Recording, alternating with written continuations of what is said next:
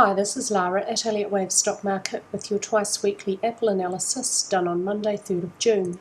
I'm recording this video now 5 to 8 in the evening New York time, Monday New York time. At the daily chart level, my wave count remains the same as last analysis. I'm still seeing minor waves 1 and 2 within, intermediate wave 3 within, primary wave 3 is over. We have a very deep second wave correction. I want to see the trend change in the start of minor wave 3 confirmed on my hourly chart though, before I have confidence in these downwards targets, before I have confidence that minor wave 2 is indeed over.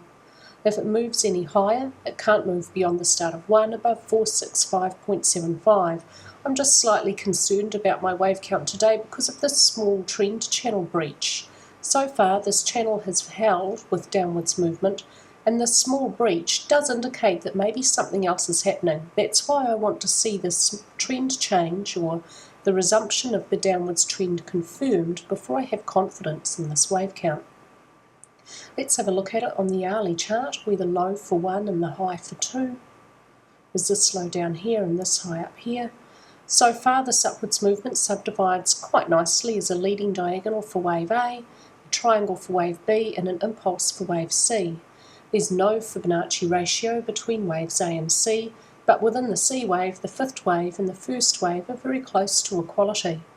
So the structure is complete and we got a little bit more upwards movement as I expected, although it was $3.40 short of my target zone.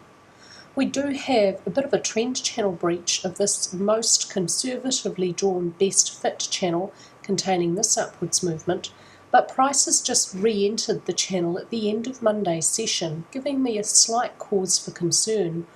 I want to see clear, strong downwards movement below this channel, not re-entering it, and specifically I want to see a new low below 418.9 to have confidence in this wave count, because minor wave 3 must make a new price extreme beyond the end of minor wave 1, so that rule would be adhered to with a new low, and at that stage it'll be very clear that minor wave 2 would be over. So I will have confidence in these downwards targets when we see price move below 418.90. At that stage I'll expect price to continue lower to at least 381, where minor wave 3 would reach 1.618, the length of minor wave 1. And if price moves through that first target, or if when it gets down there the structure of this third wave is not complete, then at that stage I'd calculate the next target based on the next Fibonacci ratio in the sequence, where minor wave 3 reaches 2.618, the length of minor 1. For now I will leave one target calculation at the most commonly seen Fibonacci ratio, 1.618. Within minor wave 3, minute wave 2 may not move beyond the start of 1 above 457.10. So if tomorrow when markets open, price moves back below the lower edge of this channel and keeps on going lower, makes new low below this point and keeps on going down, I'm going to start to have a bit more confidence in this wave count.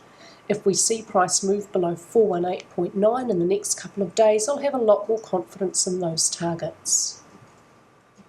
My wave count's calling for an increase in downwards momentum. Once I have confidence in those targets, I'll calculate alternate lower targets depending on whether or not momentum shows a good increase or not. That's all for me today with your Apple analysis, and I hope that everybody had a fabulous weekend.